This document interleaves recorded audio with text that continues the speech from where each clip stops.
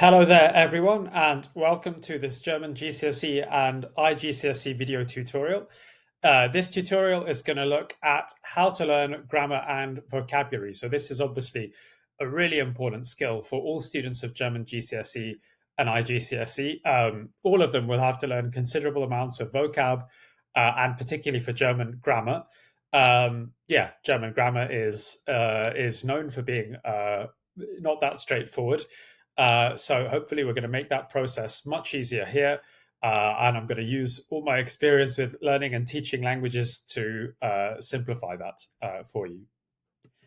So just to introduce myself quickly, I'm Dhananjay Talwar. I studied modern languages, French and Italian, for my MA at the University of Cambridge. I graduated in 2015, and I've been an educator most of the time since. I've been a full-time tutor for now over 6 years. And I love languages and language learning and teaching. I've learned more than 20 languages to different levels, at least 9 of those to fluency. One of those fluent ones is naturally German, which I did for GCSE before practicing further. It's something I love to do. I love learning languages myself, which is a big hobby, and likewise helping other students to learn and to get to their language learning goals, and making it very fun along the way too. So up till now, I've helped over 500 different students to achieve or even exceed their target grade in language GCSEs or iGCSEs as a full-time tutor. I've taught 8 languages so far to GCSE level, and some of those at higher levels as well. It's been a great experience and one that's ongoing.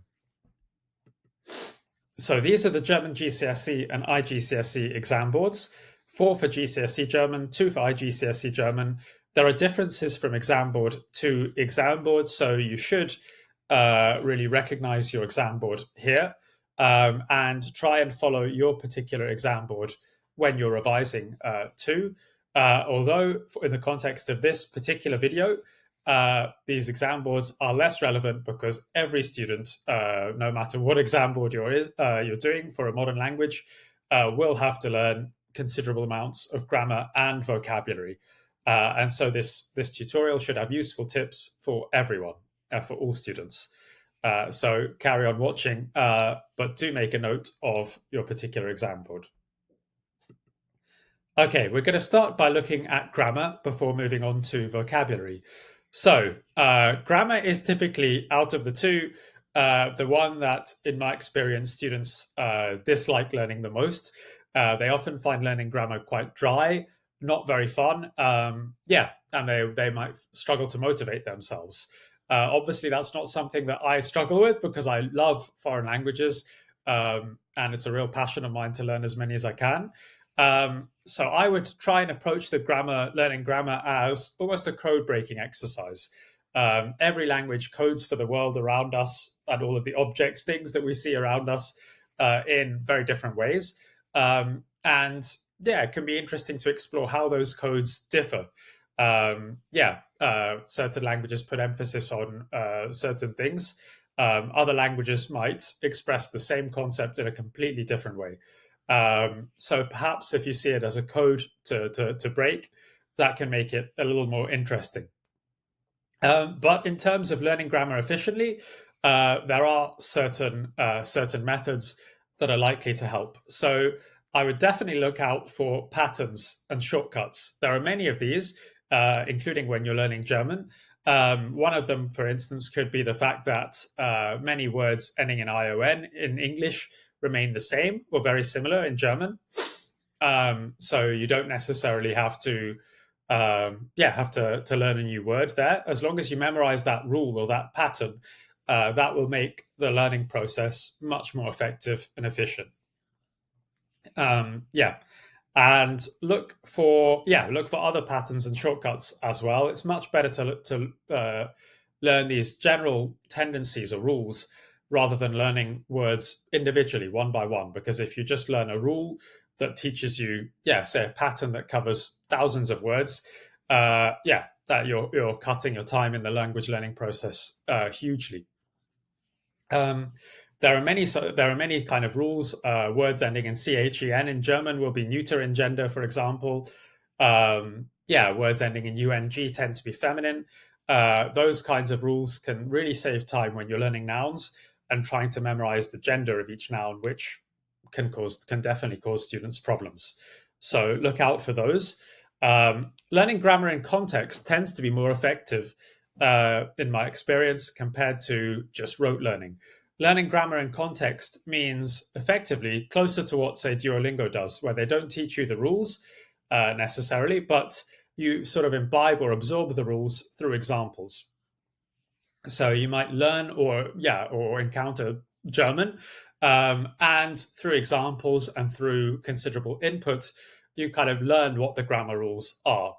So you're not actually learning the grammar rules um, explicitly or individually, one by one. That can work better, learning grammar in context, because it can be more exciting. Yeah, you get to interact and use the language more already. Yeah, and it can be a more efficient method too. So definitely try doing that and see how well it works for you. I should also say, yeah, there are considerable differences between different people in terms of how they learn grammar and even vocabulary efficiently. Not everyone is the same. That's part of what makes my job as a language tutor so interesting. Yeah, so do try out different methods and see what works best for you. Bidirectional translation is another common method for learning grammar, even vocab. Bidirectional translation basically means translation in both directions, from English to German and German to English. That is part of the exam for many exam boards anyway. For all of the GCSE exam boards, you would have some translation as part of your GCSE exams. So definitely worth practicing in any case. But it can also help to reinforce grammar rules, because you have to actively think, okay, this is how we express this in English, but is it the same in German? And if it isn't, then you get used to those where those differences lie. Yeah, and you're able to spot them and adjust to them more easily.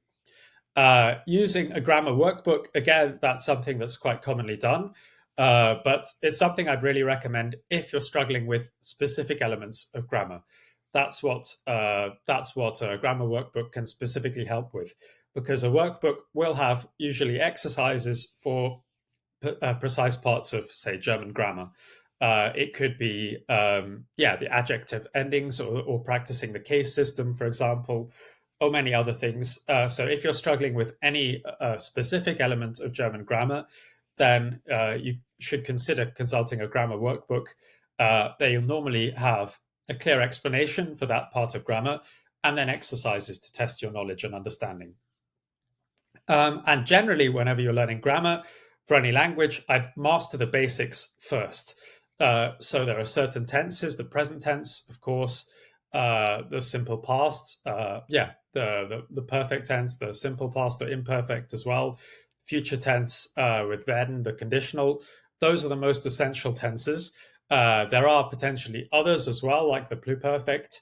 But I would try and master the basics first. So master those most essential tenses first, and make sure you know those very well before moving on to more complex forms. Yeah, that's the way to do it generally.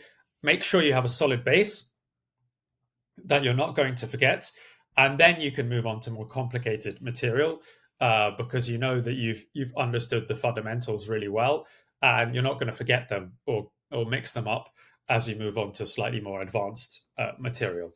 That's generally the rule that I would, or the way that I would go about it. Yeah, so do make sure you know the fundamentals well. There are quite a few rules in German. It's known for that. So do start off with the most basic of them, and make sure that you understand them well before. Yeah, don't look at 7, 8 different tenses at the same time. That's likely to be confusing. Okay, in terms of resources for learning grammar, there are quite a few of those. These are just an indication, or some of the ones out there. There are so many potential ones. I've used many in my experience with learning languages. For example, Conjuguemos, despite its Spanish name, I believe does have some German exercises too, and it's useful because it tests grammar directly. So that can be found online as well. Languages Online likewise can be useful. They are, I believe, tailored for GCSE for quite a few languages. BBC Bite Size can be quite a valuable resource. It exists for German, for many other languages at GCSE level. And BBC Bite Size is good because they do have exercises tailored towards GCSE. Whether it's foundation tier or higher tier, they would normally indicate what level the exercise is for. So you can find exercises that are specifically useful for you. And thorough explanations of the answers as well. Memrise is an app. Normally, that's often used for vocabulary. It can be useful for learning grammar too. It's quite a common language learning app. One of the ones that I would recommend among many. I've tried out loads myself over the years of learning languages, and still have many of these apps for grammar and vocabulary on my phone, at least 30 or 40, if not more. Memrise is well worth checking out. Many people do recommend it. Closemaster is specifically has a series of gap fill exercises. So you've got to choose the correct answer to fill the gap and complete the sentence. So it tests grammar that way, effectively kind of more through games or through these exercises. So it can be engaging and useful too. And Link, lastly, Link, created by polyglot Steve Kaufman, is a useful app, again, both for grammar and for vocabulary. They have many different texts, again, in many different languages, but they'll have plenty for German, which is a commonly studied language. And as you go through and read the text, they have texts on all kinds of topics as well. So you can find something on whatever interests you. You can basically click on specific words that you don't know and save them to a list to learn them later. So it's very useful for vocabulary, but it can help with grammar too, as you sort of see the rules and the way the words interact with each other, things like the case system at play in these German texts. And I believe they do have explanations for that possibly too. Okay, last but definitely not least in terms of grammar, memorizing key phrases. This is something I really mention a lot, and for good reason, because key phrases are a really good way to boost your mark as a German GCSE or iGCSE student or student of any language at this level without a huge amount of extra effort. It shouldn't take too long to memorize perhaps 5 to 10 key phrases that you can then throw in and use in your speaking or writing exams. Whenever you've got to produce the language yourself.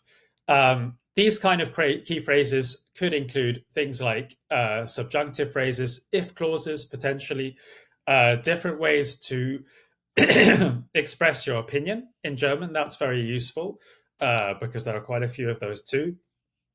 And conjunctions and different ways of linking ideas, things like einerseits, andererseits on the one hand, on the other hand, and so on. But there are plenty of different ways of linking ideas that can be very useful when you are expressing these ideas yourself in speaking and in writing. So what I would do is take a bunch of key phrases, however many you can realistically memorize, maybe up to 10 perhaps, and try and learn them a day or two before the exam.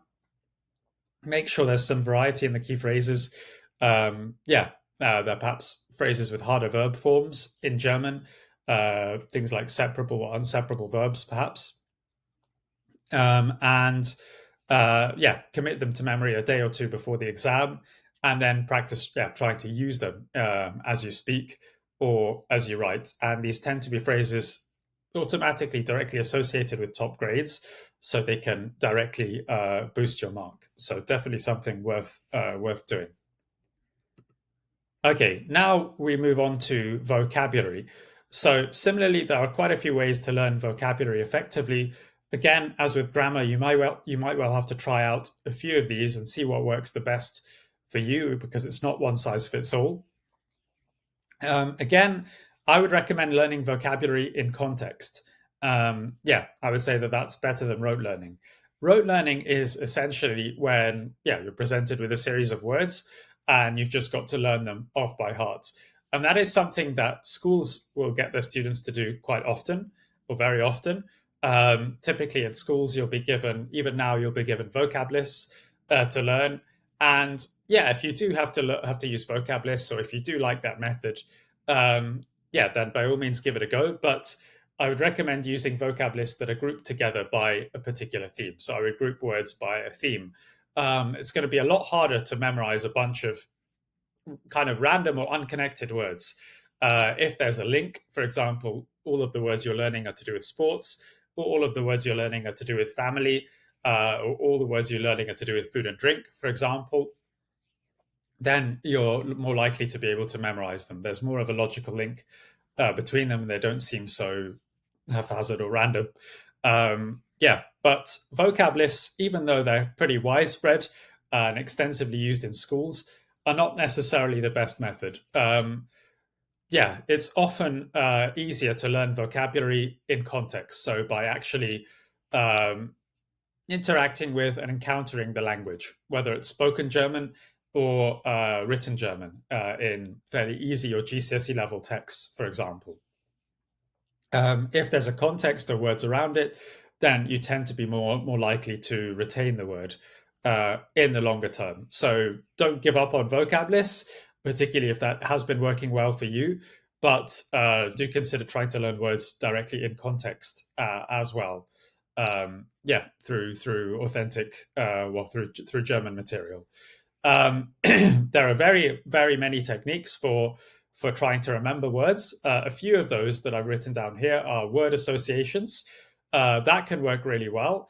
The words, yeah, that I tend to remember the best are the ones that have a clear connotation or association or link, associated with them in my head. For example, if I've learned a word in German and made a really embarrassing mistake using that word, and I don't know, my friends were laughing or something, then I'm much more likely to remember that word, because every time that word comes up, I think back to that funny episode, that time when I unintentionally made people laugh by using the word wrong. Yeah. So in that way, creating associations, they can be any kind of association, can help these words to stick out in your head. Sometimes people will link individual words in a foreign language to to words in another language they know to make it easier. People will often come up with quite silly links or associations. Often, the more unique the association is, the better it is. Yeah, so do consider using word associations to help memorize particular vocabulary too. Mnemonics are essentially when you've got basically you take the first letter of of each of a group of words and put them together, yeah, as a way of remembering that series of vocabulary. And it can be a very efficient and good way to learn quite a few different words at the same time. In English, for example, Richard of York gave battle in vain is often commonly used to remember the colors of the rainbow. For example, each of those words starts with a letter that stands for every color in the rainbow: red, orange, yellow, and so on. There are some mnemonics that are typically used with German too. Things like Fudogebu, I believe, is supposed to help you to remember which prepositions take the accusative case in German, although it may not be extremely widely used. But mnemonics in general can be very helpful. Again, you're basically condensing a lot of information and vocabulary and using this mnemonic to remind you of the first letter of each of those words. So again, it doesn't seem so random. Spaced repetition is a technique for learning vocabulary that's quite specific, and it's become quite commonly used now as well. Anki is the main app for this. The main app that is associated with spaced repetition. What spaced repetition does is basically it revolves around flashcards for vocabulary, and if you get a word wrong, then that word will come up. You'll be shown that word more often. If you answer it correctly, if you get that word right, if you remember it, then you'll be shown that word less often. So that's how spaced repetition works. Quite a simple concept, but it's become pretty popular. And Anki is probably the most common app still for that. But do consider trying that and seeing how it works for you. In general, writing down new vocabulary tends to work better than simply looking at it. Again, this varies from person to person, but the process of actually writing down new words, and if you're writing, say, a noun in German, make sure to note the gender too. That's really important. to know if it's masculine, feminine, or neuter to be able to use it correctly, and the ending as well, or the ending for the plural as well, because that varies in German. But in general, writing down new words can help in itself with memorizing them. Yeah, there are many different techniques, the gold leaf method, and plenty of others for vocabulary lists. If you do have to use them, what I would do for vocab lists, this is kind of the standard method, is read out the English, then read out the German one by one. I'll do that a few times until I feel I've memorized them. And then once I feel I know them, I would try and cover up the German first and yeah, um, or cover up the English first and say the English word just looking from at the German word from memory, and then try and cover up the German word and write out the German word. Yeah, just looking at the English translation. And if you know the German word and you're able to spell it correctly, you know the gender, plural, if there is one, and so on. That generally means that you know that piece of vocabulary well. So that's kind of a typical way of using vocab lists, but to experiment, see what works best for you. Okay, in terms of resources for learning vocabulary, again, there are many out there. This is just a snapshot. Quizlet is one of the best, arguably the best, for GCSE and iGCSE languages because they have decks already created by many people that you should be able to freely access. Yeah, so if you just type in German GCSE or iGCSE, maybe your specific exam board if you want as well, and the topic area you want to revise, you'll find many decks that have already been created on Quizlet. And again, it works like Anki with flashcards. So they test how well you know the vocabulary as well. So Quizlet is probably the number one app for GCSE and iGCSE vocab. Anki, as mentioned, can be really useful too. That's not always used for languages necessarily, but it is a really common spaced repetition app. Memrise is useful for vocab, potentially for grammar as well. It's again a common language learning app. And then I've got some slightly less common ones here. So Language Reactor, I think it's called LingoPie now actually, is basically a browser extension which allows you to add subtitles to whatever you're watching. So these ones here, Language Reactor or LingoPie and Spotify or Lyrics Training, these are more fun ways of learning vocabulary, and they can still be effective as well. I wouldn't make them your primary source of revision, but they can be a useful supplement to whatever you're doing with the more standard syllabus and standard revision methods too. And they should be enjoyable. So LingoPie will allow you to watch Netflix series with, say, German subtitles, or the other way around. You could watch them in German, but with subtitles in English or a different language. And that will likely enable you to pick up some words and practice German that way as well. Spotify is very well known as a music streaming app. Lyrics training can be used too. That's essentially a website, I believe, which basically gives you songs, including songs in foreign languages, and gives you the lyrics, but with certain gaps in the lyrics. And you have to identify what goes in the gap through listening to the song. So, yeah, you have to fill in the gaps in the lyrics with the right word. So again, that can be fun, sort of like a game. Uh, yeah, listening to music is harder. Music is typically for aimed at natives. But as long as you approach it with that kind of mindset that it's a fun supplement to revision and you're not going to understand every single word that's there, it can be a fun way and useful way to learn. Drops is an app that I don't really use much, but some people do like it. And it's specifically for vocabulary, so that's its advantage. It helps you to learn words usually one by one.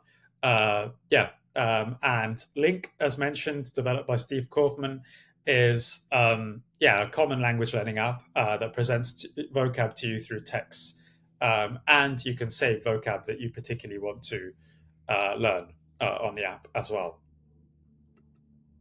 Okay, now, after all that, there's a quick quiz to test your understanding of how to learn vocab and grammar for German GCSE.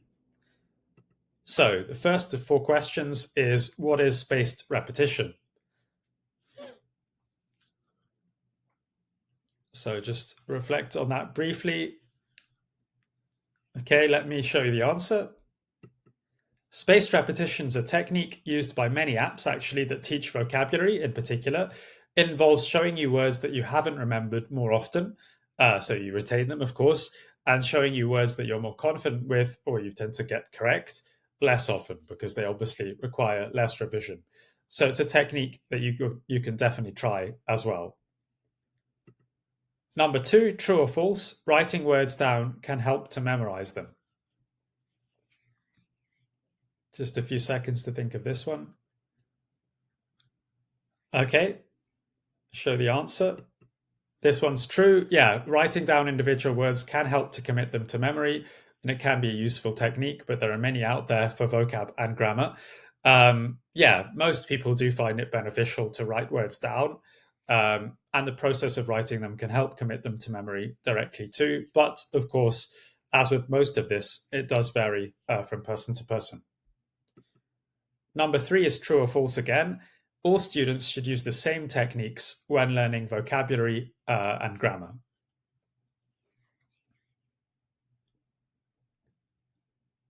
Okay, I'll reveal the answer to this one. This is, of course, false.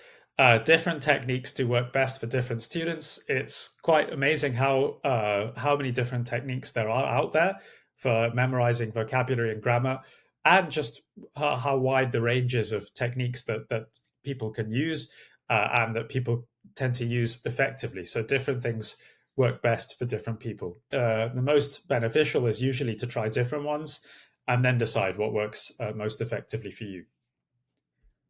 Okay, number four then. How can watching a film or even listening to music help with memorizing vocabulary or grammar? A few seconds to think. Okay, here is the answer. So, watching films with subtitles often or listening to music can help to pick up new words and absorb grammar rules. And of course, the added benefit is that it's really fun, which is a real advantage. And you can basically kill two birds with one stone. You can have fun while learning a language at the same time. Okay, if you have questions about anything here, or if you'd like to know more about classes and more personalized help, which I do offer too, you can get in touch by email, Facebook, or Instagram. And I post on Facebook, Instagram, even LinkedIn, more or less every day. I share my passion for languages with the world. Hopefully, motivate people to learn more and more languages, and give them the techniques to enable them to do that in a very fun way as well. I do talk about exams quite a lot on those platforms too, including GCSEs and how to prepare for those. So do give a follow on each of those platforms. I have many resources, free resources too, available, including for German GCSE. So don't hesitate to contact me if you'd like to access those. And I do one-to-one classes, group classes, courses, and quite a lot more. So do reach out if you'd like to know about any of this.